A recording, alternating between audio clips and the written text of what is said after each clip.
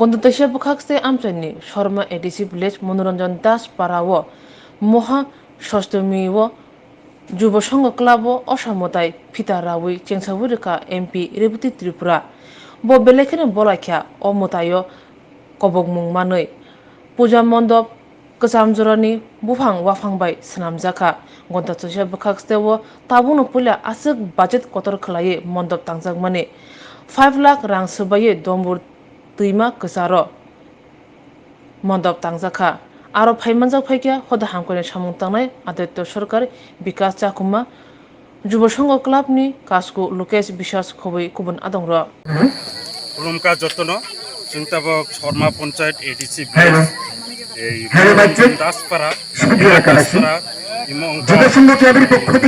যুব সংঘ MP deputy উত্তর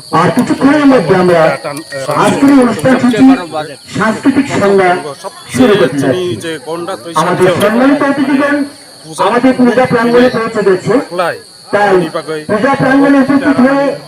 আমাদের অনুষ্ঠানকে সর্বাঙ্গীন সার্থক করে তোলার জন্য তাদের পক্ষ থেকে আমরা একান্তভাবে কামনা করি।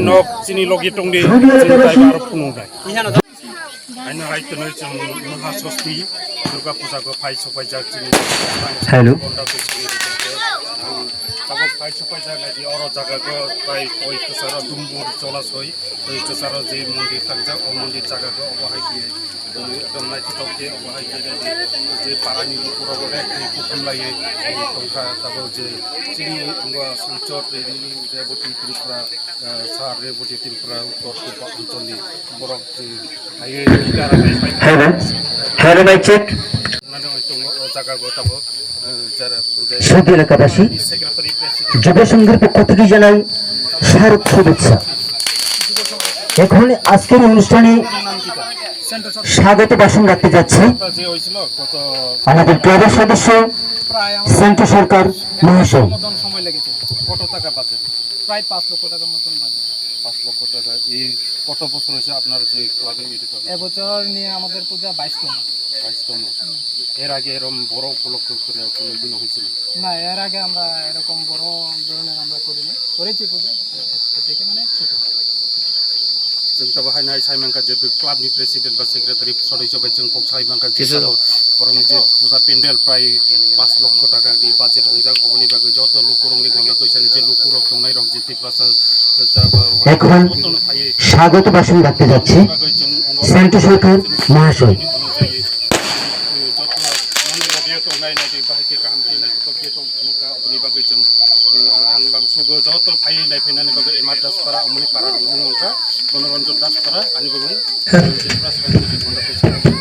মহকুমার অন্তর্গত এমার দাসপাড়া যুব সংঘ ক্লাব, এই ক্লাবে আজকে 22তম আমাদের শারদীয় দুর্গোৎসব পালিত হচ্ছে। আমি লক্ষ্য করেছি আমাদেরকে নিমন্ত্রণ করেছে এই অনুষ্ঠানে এসে। আজকে দেখলাম সম্পূর্ণ বাঁশের উপরে তারা একটা জলের মাধ্যমে জলের ডুম্বুর জলাশয়ে একটা প্যান্ডেল প্রতিমার গর্ভগৃহ তৈরি করেছেন এবং এই প্রথম গন্ডাচড়ার মধ্যে আমার মনে হয় এত সুন্দর একটা প্যান্ডেল বা এত মনোরম পরিবেশ করতে পেরেছে এবং 5 লক্ষ টাকার বাজেট। আমি আশা করি ভবিষ্যতেও যাতে আরও সুন্দর এবং মনোরম পরিবেশ করতে পারে এবং আমি আপনাদের মাধ্যমে জানাতে চাই গন্ডাচড়া শারদীয় দুর্গোৎসব জাতি জনজাতি ধর্ম বর্ণ নির্বিশেষে সকলে যাতে আমরা এই পূজার 5টি দিন যাতে আমরা সুখে স্বাচ্ছন্দ্যে আমরা কাটাতে পারি, এই প্রত্যাশা রইল। নমস্কার। বয়স্ক যুবক মহিলা সবাইকে এবং উপস্থিত আমরা যারা একসঙ্গে এসেছি এই সাব ডিভিশনের বিভিন্ন সমাজসেবী যারা বিভিন্ন ক্ষেত্রে যারা কাজ করেন সমাজের জন্য, আমাদের এই এলাকার জন্য, এবং আমাদের যারা মিডিয়ার সঙ্গে যুক্ত সবাইকে আমার আন্তরিক শুভেচ্ছা এবং অভিনন্দন আমি জ্ঞাপন করছি।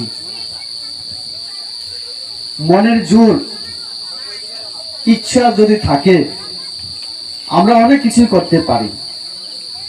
তার জ্বলন্ত উদাহরণ এই মনোরঞ্জন দাসপাড়া আমাদের এই যুব সংঘের উদ্যোগে যে সুন্দর একটা মণ্ডপ পূজার জন্য 1 মাস যাবৎ আপনাদের যে কঠোর পরিশ্রম এবং তারপরে আজকে এইভাবে যে সুন্দর একটা ডেকোরেশন, এটা কয়েকজন বয়স্কদের সঙ্গে আমার কথা হয়েছে।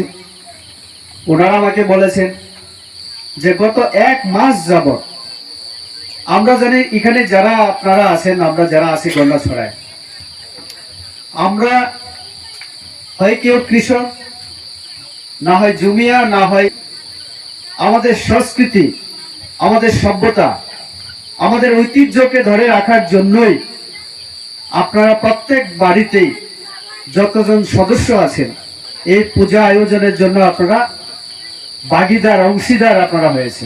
তো ওনারা করেছেন, কারণ বয়স হওয়ার কারণে যুবকদের সঙ্গে জঙ্গলে গিয়ে বাঁশ কাটা, তারপরে জলের উপরে বাঁশ দিয়ে এত সুন্দর এই যে চলে আসার জন্য এবং এই যে মণ্ডপ তৈরি, এই কাজটা গত 1 মাস যাবত আপনারা করছেন। কোনো চাঁদা বা বাইরের থেকে কোনো সাহায্য আপনারা পাননি। আপনারা নিজেরাই নিজেদের বাড়ি থেকে যার যত সম্বল শ্রম দিয়ে, কেউ বা জঙ্গলে বাঁশ কাটতে গিয়ে সাহায্য করেছেন, কেউ বা এখানে বাঁশ লাগানোর জন্য কাজ করেছেন, কেউ বা একটু বাঁশ ধরে হেল্প করেছেন। তো এইভাবে এই সুন্দর মণ্ডপ এবং আজকে এই যে সাংস্কৃতিক সন্ধ্যা, এই আয়োজন আমাদের সম্ভব হয়েছে। পরিচালনা করেন বিশেষ করে আমাদের প্রধানমন্ত্রী, ওনার নেতৃত্বে পুরো দেশ আমরা একসঙ্গে কাজ করে আজকে এই পরিস্থিতি পরিবর্তন হয়েছে। 2 বছর পরে এই পরিস্থিতিতে আমরা আজকে স্বাভাবিক পরিস্থিতিতে আমরা এই পূজা আয়োজন করতে চলেছি। আমি 4 দিন দিল্লিতে ছিলাম। 26 তারিখ, 27 তারিখ, 28 তারিখ এবং 29 তারিখ আমার মিটিং ছিল। সেই মিটিংও আমাদের এই এলাকার উন্নয়নের জন্যই ছিল। এটাকে নাম দেওয়া হয়েছে উত্তর পূর্বাঞ্চলের উন্নয়ন বিষয়ক মন্ত্রণালয়ের মিটিং ছিল। আপনাদের আশীর্বাদে মেম্বার অফ পার্লামেন্ট হওয়ার পরে এই উত্তর পূর্বাঞ্চল উন্নয়ন কমিটির আমি কনসালটেটিভ কমিটির সদস্য। সেই দিন আপনারা জানলে খুশি হবেন, সেই দিনের মিটিংয়ে আমরা অনেক সিদ্ধান্ত গ্রহণ করেছি এবং আমি নিজেও অনেক প্রস্তাব আমি তাদের সামনে রেখেছি। আমি কিছু আমার সোশ্যাল মিডিয়াতে, ফেসবুকে আমি শেয়ারও করেছি। আগামী হয়তোবা কয়েকদিনের মধ্যে এই পুজোর পরে আমাদের মাননীয় মুখ্যমন্ত্রী আবার গন্ডাছড়ায় আসছেন। ডুম্বুর জলাশয় আমাদের এই এলাকার অনেক মানুষের জীবন জীবিকার একমাত্র আয়ের উৎস হচ্ছে আমাদের এই ডুম্বুর জলাশয়। আমাদের এখানে জনসংখ্যার অর্ধেক মানুষ আমরা মৎস্যজীবী, বা এই নদীর পাশে যে জমি আছে সেখানে ধান, আলু, মরিচ ইত্যাদি চাষ করে আমরা কৃষক যারা আমাদের জীবিকা নির্বাহ করতে হয়। তো আমিও এখানকারই ছেলে। আমি এখানে আজকে এমপি হিসাবে আসিনি। আমাকে ফোনে বিকাশবাবু আরো কয়েকজন যখন বলল, আমি বললাম তাহলে প্রথম আমি গন্ডাছড়াতেই এরকম একটা অনুষ্ঠানে আমি সামিল হব। কিন্তু আমি আপনাদের দেখাতে পারি আমাদের পার্টির তরফ থেকে কাঞ্চনপুর, আমার ধর্মনগর, পানিসাগর, কুমারঘাট, লঙ্করাই ভ্যালি, এরকম আগরতলা সহ প্রায় 7টা না 8টা সাব ডিভিশনে আমার পূজার আমন্ত্রণ ছিল। তার মধ্যে আমি বাছাই করে প্রথম দিন প্রথম এই জায়গাতে আমি প্রথম এলাম। আর কোনো পূজার মণ্ডপের সামনে আমি যাইনি। অর্থাৎ যেখানে আমার জন্ম, যেখান থেকে আমি সবকিছু পেয়েছি, এরকম গ্রামের ছেলে আমি। আমার পূর্ববর্তী বক্তারা বলেছেন একটা সময় নানাবিধ কারণে অনেক সমস্যার সম্মুখীন আমাদের হতে হয়েছে, কিন্তু সেই পরিস্থিতি আজকে অনেকটা আমরা পরিবর্তন হতে আমরা দেখেছি। এটাও সম্ভব হয়েছে আমাদের এই এলাকার মানুষের ইচ্ছার কারণে। আমাদের এই এলাকায় সব জাতি ধর্মের মানুষ আমরা এক সময় উগ্রপন্থী কার্যকলাপের দ্বারা আমরা ক্ষতির শিকার হয়েছি। আমরা সবাই এক সময় এই কার্যকলাপে এমন ভাবে আমাদের ক্ষতি হয়েছে যে আমরা সবাই চেষ্টা করেছি যাতে এই পরিস্থিতির সম্মুখীন আর ভবিষ্যতে না হতে হয়। তার জন্য এই এলাকা থেকে এখন অনেকটাই সেই পরিস্থিতি পরিবর্তন হয়েছে। এবং এখানে বিকাশ বাবু বলেছেন করোনা আমাদেরকে প্রায় 2 বছর শুধু আমাদের এই ভারতবর্ষে নয়, ত্রিপুরাতে নয়, গন্ডাছড়া নয়, পুরো পৃথিবীকে গ্রাস করেছিল।